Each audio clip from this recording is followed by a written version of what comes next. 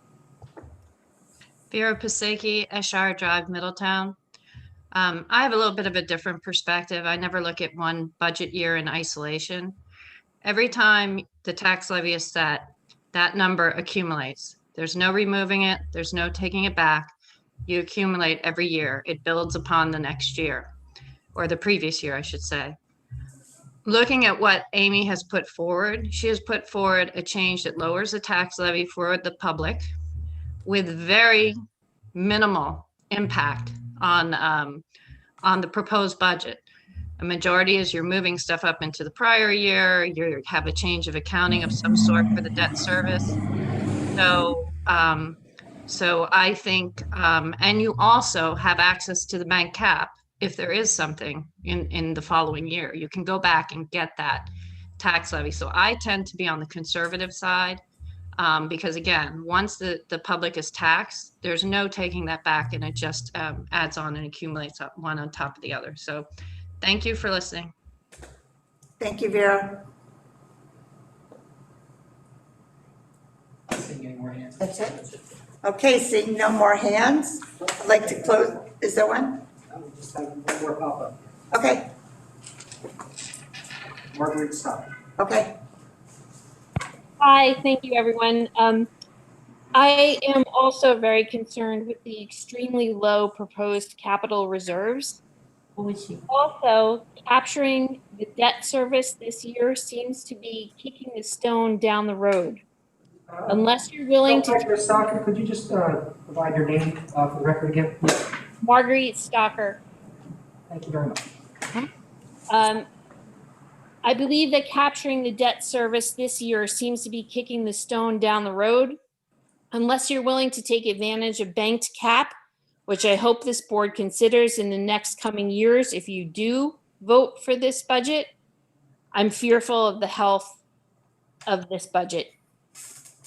Also, I'd like to agree with Rachel. We can't just forget about strategic planning. This needs to come back. We need to see, a more robust venture into this. Thank you. Thank you, Marguerite.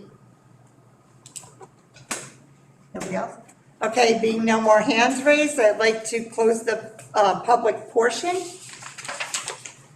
I need a motion to approve the minutes for executive session on 2/3, special voting meeting on 2/3, executive session on 2/17, special voting meeting pre-workshop meeting on 2/17, executive session on 2/23, and the regular voting meeting on 2/23.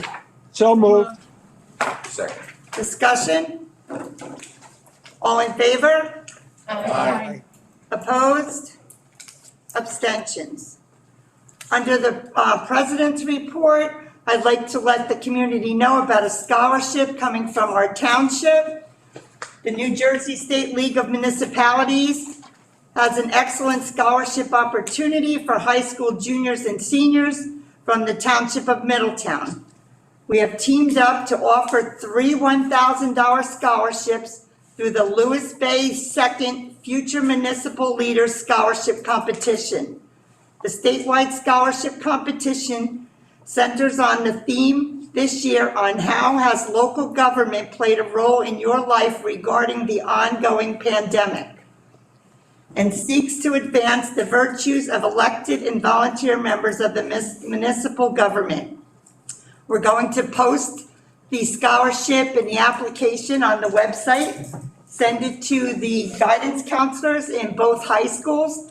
So if anyone is interested, encouraging your students to apply for this scholarship, the information will be on the website, and hopefully they'll hear it from their guidance department. And that's from Mayor Perry, so we thank him for sending that. And that's it for mine. Report of the business administrator.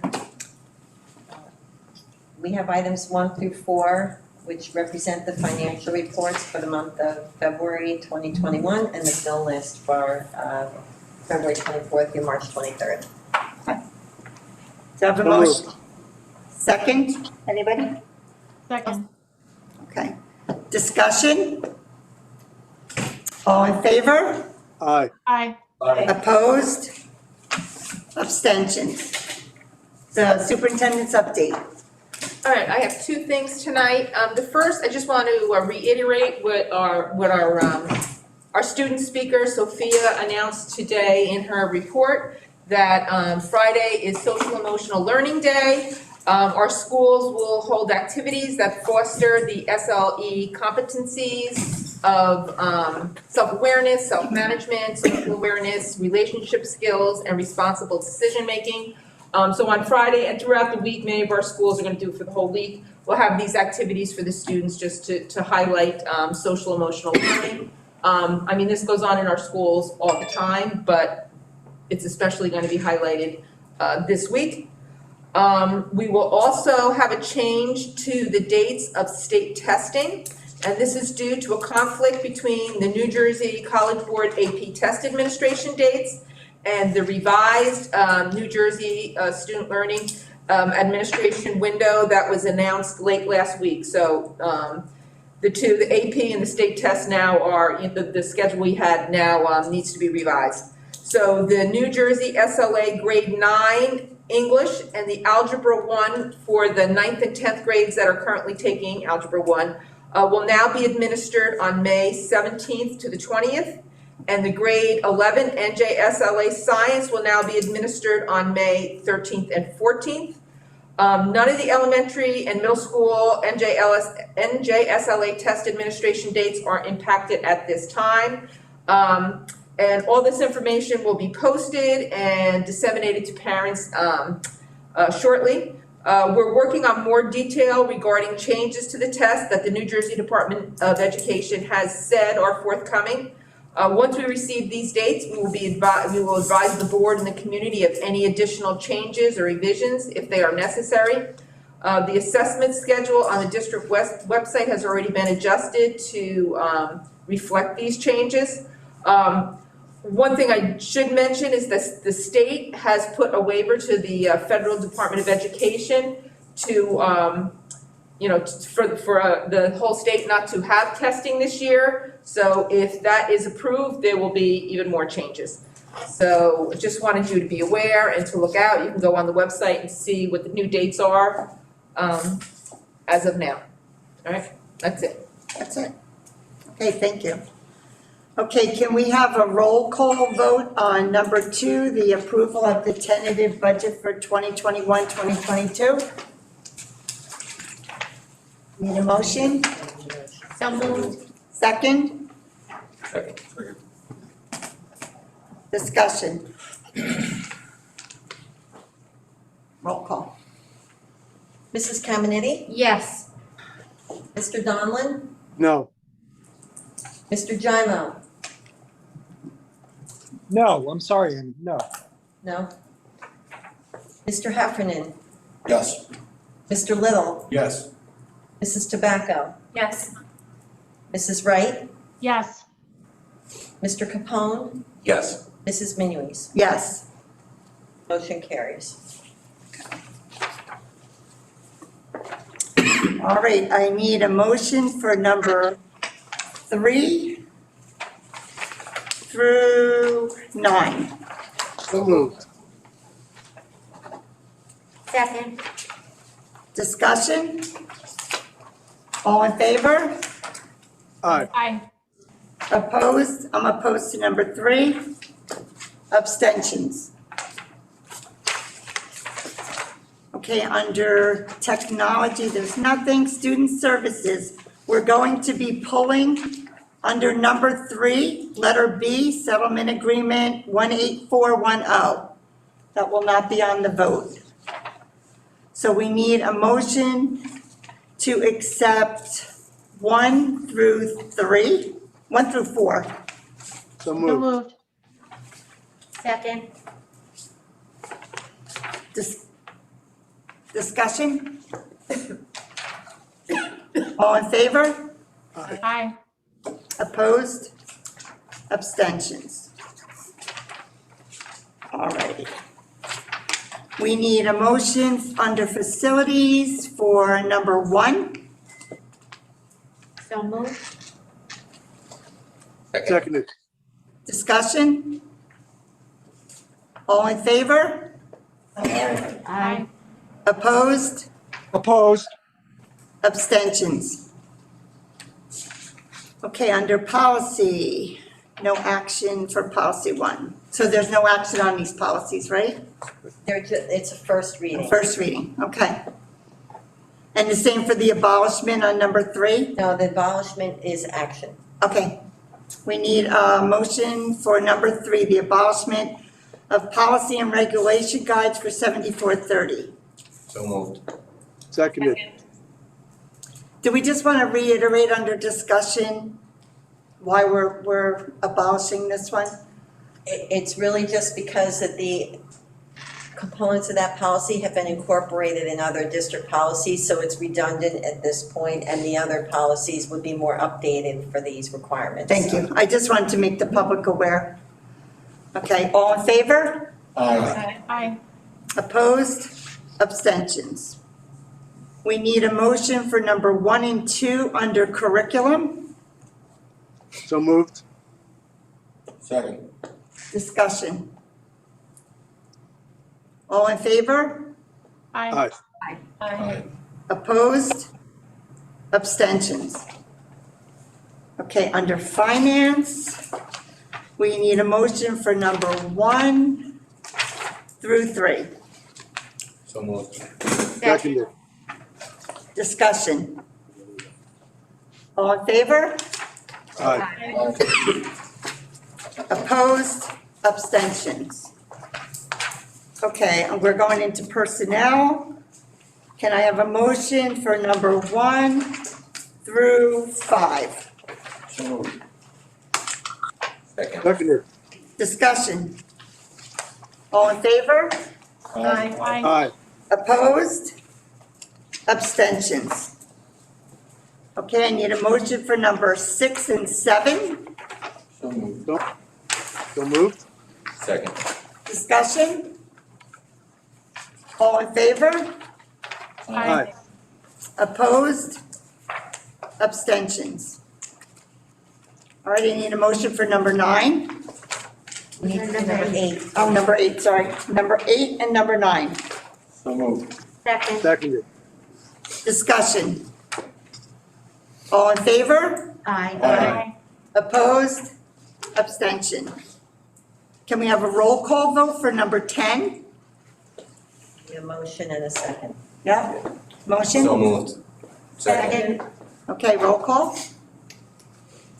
Mrs. Caminiti? Yes. Mr. Donlin? Yes. Mr. Jaimo? Abstain. Mr. Heffernan? Yes. Mr. Little? Yes. Mrs. Tobacco? Yes. Mrs. Wright? Yes. Mr. Capone? Yes. Mrs. Minuis? Yes. Congratulations, Mr. Dillon. Welcome to Middletown.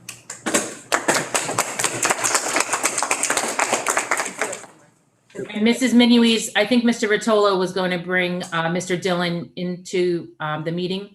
I Okay, know you all clapped for him before I was able to interject there. okay. He heard us. Go ahead. Is he in? Just waiting for Chris to do that. Here he comes. There we go. Get that over it.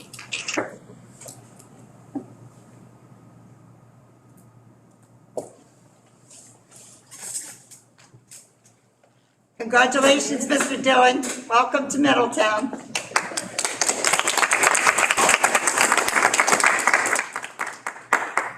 Hi, good evening, everyone. I want to take some time to thank everyone, especially the Board of Education, Mrs. Walker, the superintendent, and the entire Middletown administrative team. This is a great opportunity. I look forward to working with all of the staff, the community members, the parents, and the families at Thorne Middle School. I know there's a lot of excellence, a lot of tradition there, and I look forward to coming in and working with the outgoing administration and the community to really build on that excellence and all the tradition that's been in place there. Just a little bit about me. I'm currently in a large Monmouth County high school district as a central office administrator. I started out my career as a middle school special educator, so I'm excited to be back in that environment. I really feel the middle school years are critical, helping students find who they are and setting them up for success as they go into the high school. I'm a Monmouth County resident. My wife is an elementary teacher. My son is in kindergarten, and I thank them for their support, and I look forward to working with the entire community. And thank you once again for this opportunity, and have a great evening. Thank you, you too. Okay, need a motion for number 11 through 16. So moved. Second. Discussion? All in favor? Aye. Aye. Opposed? Abstentions? Alrighty. Anybody have old business? New business? Yes, Ms. Minuis. Yes. Last Saturday, we had our Municipal Alliance meeting, and Mr. Heffernan and as well as Mr. Riddle and I were all present. And we wanted to know if we could bring in the Municipal Alliance and talk more to the Board of Education about the benefits of the Alliance. There seems to still be an unknown in the township that they're really not familiar with the program. And while Ms. Walker has presented to them, I would like to the Alliance, she's brought in the 30 or 40 programs that we offer to families and students.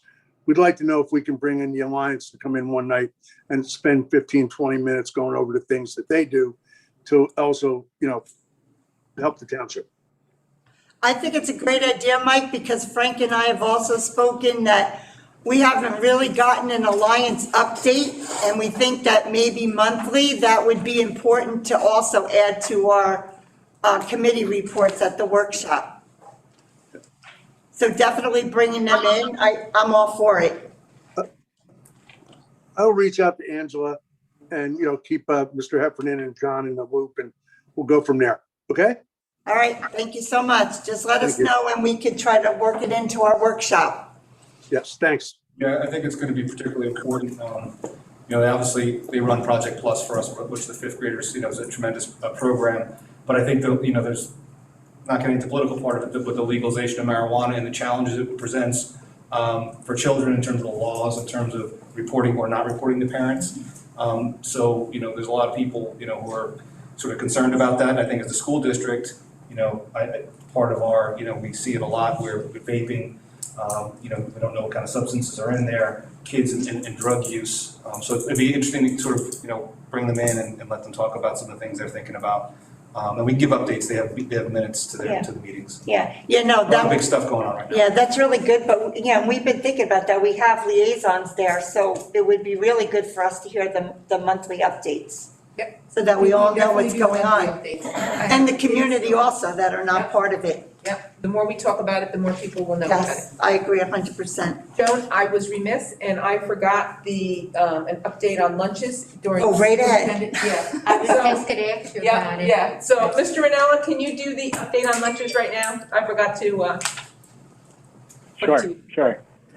So we had the opportunity this afternoon and this morning, we met with all the principals, just reviewing where we stand as far as the implementation, if we get to that point of lunches. They've all been working very hard with their pandemic response teams to develop and work collaboratively with identifying areas of concerns and possible additional staffing. And they've worked together. They've really done a nice job.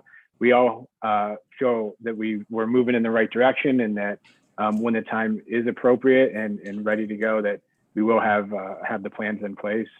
So I want to thank the principals and the pandemic response team for all of their hard work. It was great to meet with them, the principals this afternoon and this morning, and get caught up with everything that's going on and make sure that we're in a good spot.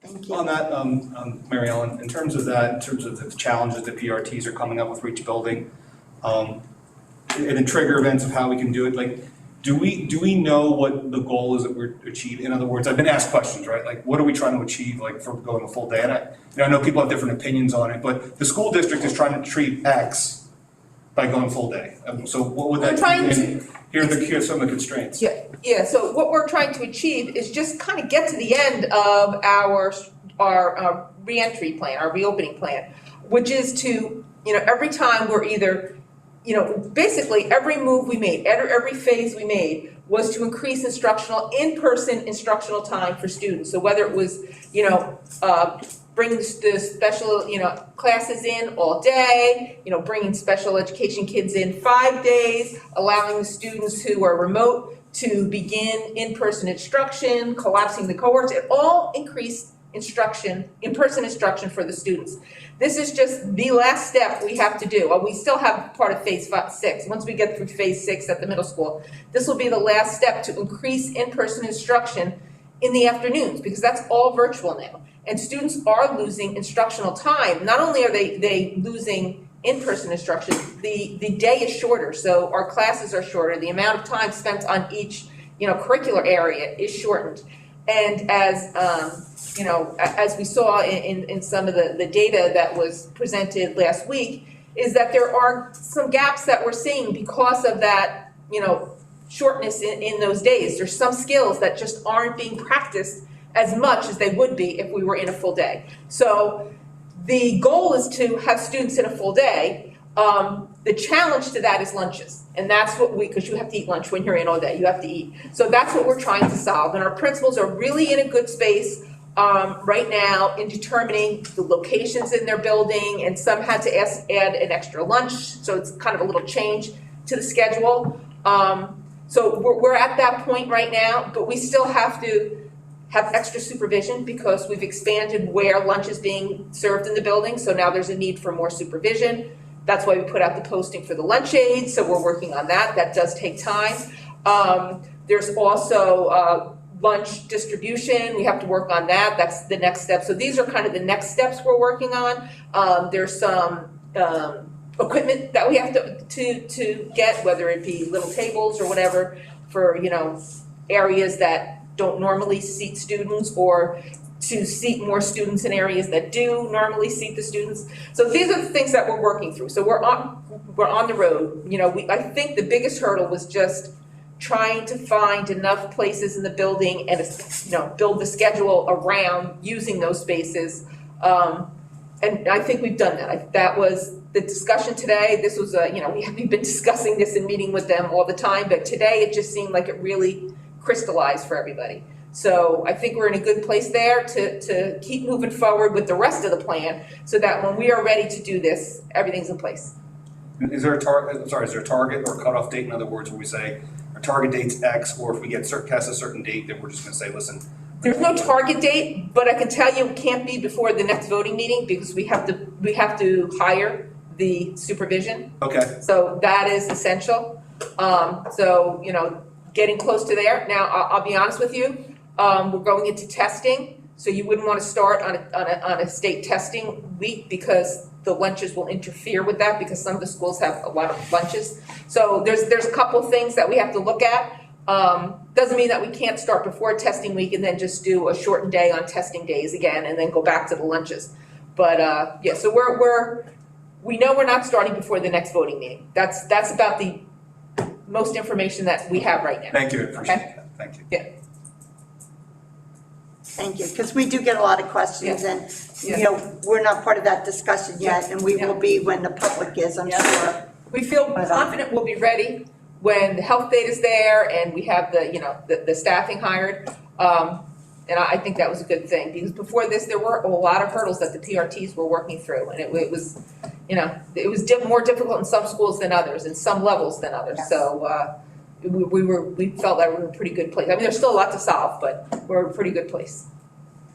And I think that's, with the help of the PRT teams are coming to. I mean, I know the ones that I'm on, the principals are constantly asking for suggestions and ideas and throwing out their ideas and, trying to tweak things and out. What we found today was, a lot of times the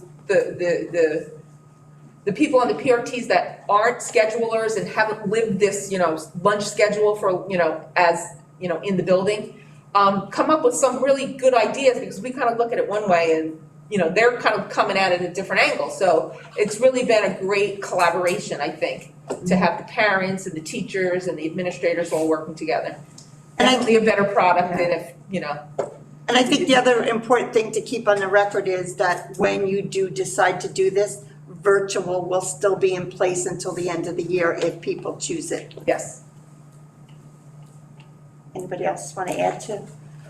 I'd like new business anyway. I'd just like to say that a big thank you to Mayor Perry. He called us up last week and wanted to know how we're making out with our vaccination of teachers.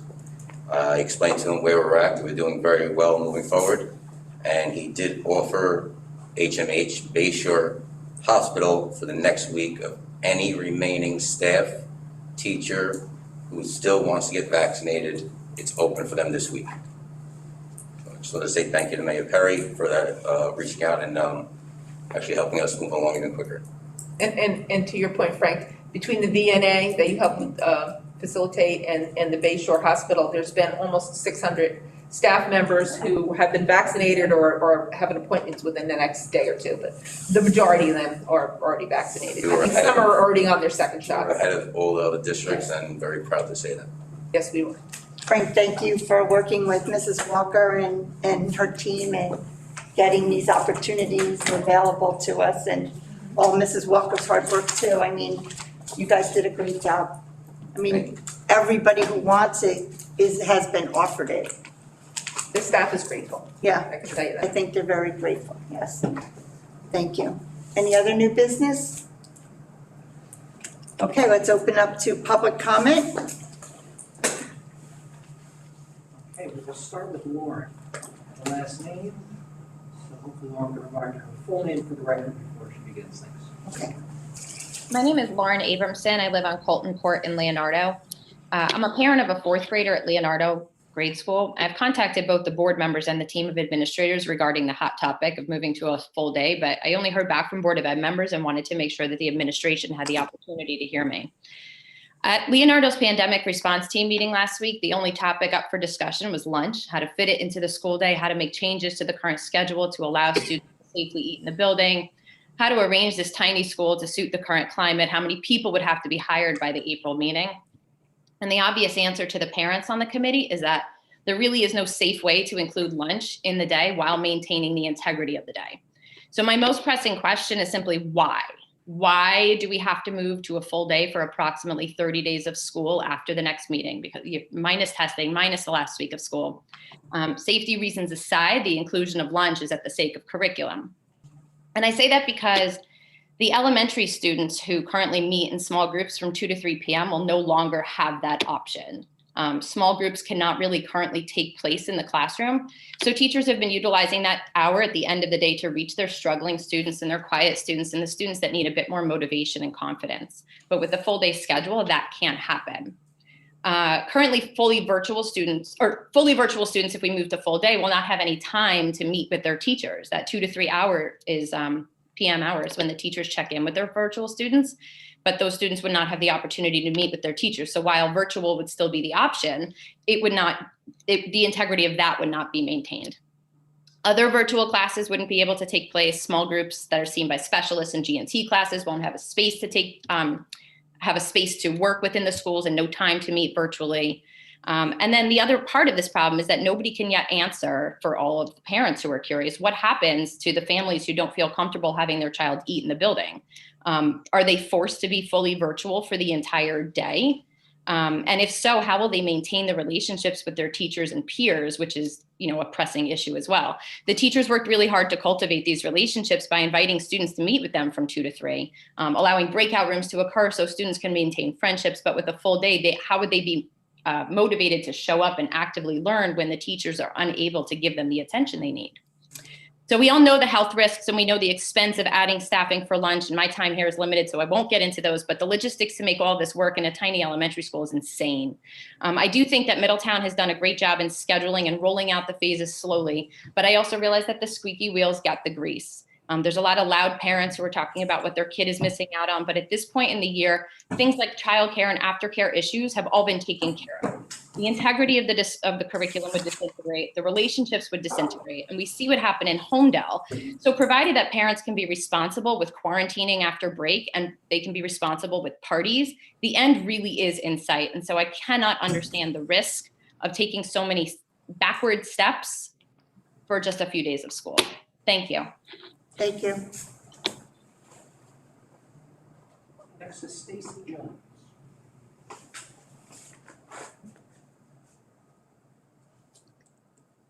Hi, Stacy Jones, Lehigh Drive in Lincroft.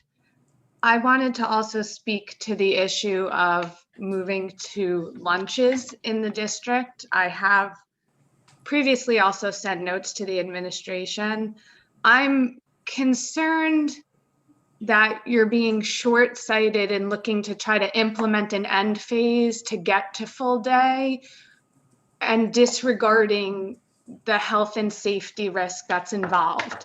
Right now, New Jersey is #1 in the country for cases of COVID.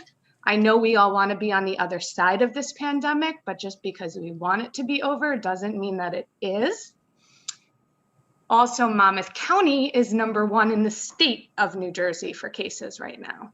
So when you talk about risk and you put us in the context of the entire United States, we are sitting in the highest risk area. The hospital admissions are again increasing right here down the road. And what's keeping these kids in school is their masks on. The minute you unmask them to eat lunch, it's a whole different ballgame. Holmdel just closed down. Monmouth Regional just closed down. Red Bank Regional just closed down. RBC is currently closed down. All linked to maskless interactions, whether in the building during eating or outside of the building. The reason you're keeping your schools open right now is because these kids are distanced and have masks on. The minute you open for lunches, all bets are off. I know a family who waited all year and had a student in district virtual, went in last week to a middle school for the first time all year. Their student was there Monday, Tuesday, whatever the 3 or 4 days out of the week on the rotating cohort. Friday, they got a call from the school nurse that the first day their student was back in the building for this school year, they were exposed to a COVID positive student. First day back, okay? It is still happening. We still have cases in the school. Also, I know that there was some reference in other meetings in the district about changing guidelines, and you're talking about changing guidelines. Yes, the CDC changed guidelines in terms of distancing, but many of our schools haven't even had the 6 feet of distancing in the classroom as disclosed. I want to make sure that the board and administration are still clear that 3 feet of distancing the CDC is referencing is masked students in a spaced environment. It's not unmasked eating. And that the regulations, which I sent in my prior email that are out, and the statute put out by the State Department of Health requires any considerations for lunches to have a minimum of 6 feet between every student, a minimum, and that's regulatory. So you can't achieve that in a classroom with the numbers where they are now. And I have no idea how you think you're going to achieve that safely in the rotation at all at this point. So I'm concerned that, Mrs. Walker, you spoke to following health and safety very early on in this pandemic, and now you're speaking a lot to getting to the end of phase 6. But the reality is you can't just put health and safety of the staff, students, and families aside. All of these kids, if they get exposed in school, they're going home to their parents too. Again, remember those things when you're making your decisions. And the schedules have been shifted a number of times this year on all of these students. So as to echo what the prior caller said, at any grade level, to start to readjust schedules again is just astronomically unfair to these students. You want to talk about social and emotional. You're talking about we're going to be coming back, it's April. They're done in June. You're talking about risk to all the students, to all the staff, and to all the family members who have their students in person. And I will tell you, you have a large constituent, and it may not be the ones you're hearing from who want you to do full day, but you have a large constituent of your district that have their students in either 5 days, 3 to 4 days, or hybrid because they're not eating in the building. Stacy, could you wrap it up? Could you wrap it up? You're almost to 5 minutes. Sure. And excuse me, let me go back to what I was saying before I was interrupted. you have a large constituent of parents who will feel like their back is against the wall. And you're going to then say to those students who have either been there since September or been there since January or been there since last week, okay, we're opening up to eat in the building. If you're not comfortable with that, you can go back to full virtual. So Thank now you, instead of Stacy. Your having time is up. in-person interaction, you're pushing them against the wall. So consider that before you consider moving to full day. Thank you. Thank you, Stacy. Next is Kelly Roden.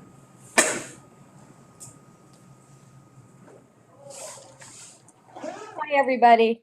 Hi, Kelly. Hi, I'm just kind of echo what's already been said. I too am not in favor of going back full day. I think it's too much of a disruption at this point in the school year. Let's just let the kids ride it out till the end of the year and then work on September. But I had two questions and I'm not sure if you'll answer them now or if you're even able to, but for the kids that are staying virtual, if we go back full day, how are they supposed to have these meets with their teachers? And if you go back full day, are we still going to have the option to keep our children half day? Thank you very much. Thank you, Kelly. Next is Michelle Collins. Hi, my name is Michelle Collins from Lincroft. I just was wondering if you do include lunches, will that mean that everyone who's in the room will have to be quarantined if a student comes to school with symptoms? Will that mean that the whole lunchroom or the whole classroom will then have to go on to the mandatory 20 or 14-day quarantine? Because I think right now it's any student within 6 feet from the COVID positive student is quarantined. But if you're going to have all unmasked kids in a room or a large room, even if it's a small classroom, that would then mean that I would assume the whole classroom would have to be quarantined if there's an exposure, because it's an airborne disease. And now we're not talking about, just a precaution to send kids home for a quarantine. Now we're talking about a real risk of students being exposed in school and bringing this virus home. So I'm really concerned about this. And I also feel like it's going to be, a few days before the entire school is going to have to be shut down because so many people are going to have to be quarantined if a student comes to school COVID positive. What's going to happen to our athletics? A lot of the, kids are getting back to baseball and lacrosse and volleyball. And if, we have to shut down the school, we're going to have to shut down athletics again. And I know that's a big important thing for a lot of our students. So I really think that this is a very poor idea with only a few months left of school and our numbers skyrocketing with neighboring high schools having to close for the next month. I mean, we have to look around our community. Our parents need to cooperate. It's not happening in Monmouth County. So I'd like to protect my kids and let them have at least some kind of experience of in-person school instead of having to go to virtual because parents can't cooperate and, kids can't restrain themselves from going to parties and spreading this disease all over the place.